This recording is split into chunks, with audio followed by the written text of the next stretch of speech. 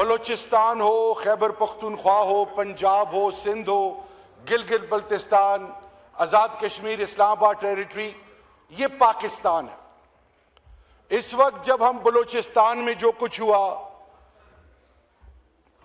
बलूचिस्तान में जो कुछ हुआ उसकी मजम्मत सब कर रहे हैं। जो लाजवाल कुर्बानियां दे रहे हैं बलूचिस्तान के पाकिस्तानी, खैबर पख्तूनख्वा और बाकी सूबों के पाकिस्तानी, उसकी मिसाल नहीं मिलती। 909 किलोमीटर का बॉर्डर ईरान के साथ और 2611 किलोमीटर का बॉर्डर अफगानिस्तान के साथ।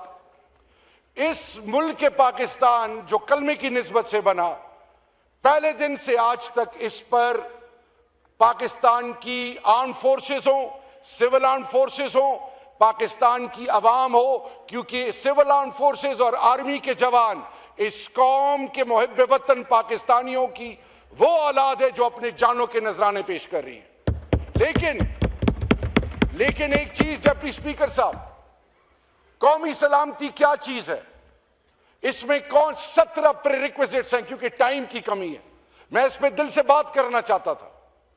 वो कौन सी ऐसी वजह है कि जब नवाब ऑफ कलात ने और बाकी स्टेक होल्डर्स ने पाकिस्तान को ऑप्ट किया और 1970 तक 23 साल 47 से लेकर 1970 तक बलूचिस्तान के बारे में जो अचकजई साहब ने बात की और बाकी साहिबान ने बात की, उस पर मैं नहीं जाना चाहूंगा।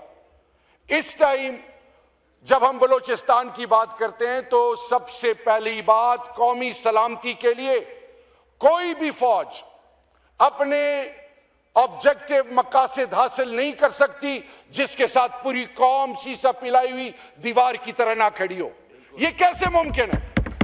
ये कैसे मुमकिन है डिप्टी स्पीकर साहब कि 12 जगहों पे बलूचिस्तान में खुलेआम पाकिस्तान की बुनियादों को चैलेंज किया जा रहा है। इसी तरह हम जब कुरम एजेंसी, औरकज़ई एजेंसी, खैबर की बात करते हैं, तिरा की बात करते हैं, चाहे हम कराची की, चाहे हम पाकिस्तान की किसी जगह की बात करते हैं, याद रखिए कौम का जो भी सपूत है, चाहे वो जिस फेडरेटिंग के यूनिट से ताल्लुक किसी कौम, किसी सोच का क्यों ना हो, वो पाकिस्तानी, और इस पाकिस्तान के साथ उसकी कमिटमेंट क्या है? वो कमिटमेंट ये है कि जान और माल का तहफ़्फ़ुज़ रियासत करेगी। रियासत वहां है डिप्टी स्पीकर साहब। आज सवाल ये है कि जब लाहौर में बसंत की बात हो, क्रिकेट मैचेस हो रहे हो, तो खुशदार में, कलात में, सिब्बी में, खैबर में, तिरा में, गवादर में क्या परसेप्शन होगी? आज हमने कलेक्टिव विजडम क्यों नहीं है? 336 के ऐवान में कितने मेंबरान यहां बैठे? नेशनल सिक्योरिटी की बात हो रही है, कौमी सलामती की बात हो रही है। क्या हमने सिर्फ यहां पे तकारीर करके घर चले जाना है? क्या हमने ऐसा कलेक्टिव विजडम प्रिवेल नहीं कर ली? डिप्टी स्पीकर साहब, most important of all, national harmony and unity. जब आपकी टेरिटोरियल सॉवरेनिटी, इंटेग्रिटी की बात आए, फूड सिक्योरिटी हो, सब एक पेज पे हो, और सबसे बढ़कर नेशनल सिक्योरिटी के मेन प्रीरिक्विजिट्स के लिए बेसलाइन कौम की यकजहती है।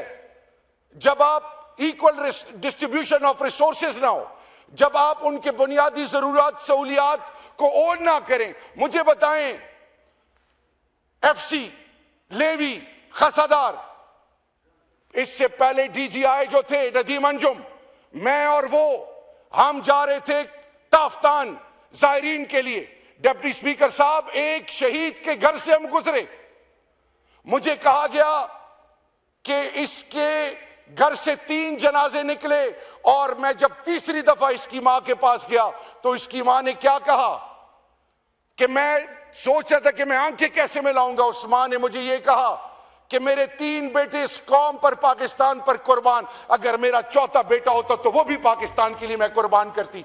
ये इस कौम की माओं की गैरत है। तो हम ऐवानों में बैठ के जब उनको दीवार से लगाएं, तालीम ना दे, सेहत ना दे, कारोबार रोजगार ना दे, चमन, पशीन, बॉर्डर, खैबर, इन सब के लिए। शुक्रिया, बस हो गया। प्लीज प्लीज प्लीज जी माइक खोले, वाइंड अप करें प्लीज। अगर हमने डिप्टी स्पीकर साहब इनके बुनियादी हकूक इनको नहीं देने, इनकी राइट्स नहीं देने, जिस तरह कौम का वो लीडर जो लोगों के दिलों में धड़कता है, उनकी सेहत के हवाले से मुलाकात नहीं कराई जा रही, डॉक्टर्स नहीं मिलवाए जा रहे, क्या कहता क़यामत आ जाएगी। इसी तरह जब नेशनल हार्मनी और नेशनल इंटेग्रिटी और सिक्योरिटी के लिए तमाम स्टेक होल्डर्स को बोर्ड पे नहीं लेंगे। पॉइंट आ गया, बिल्कुल बिल्कुल।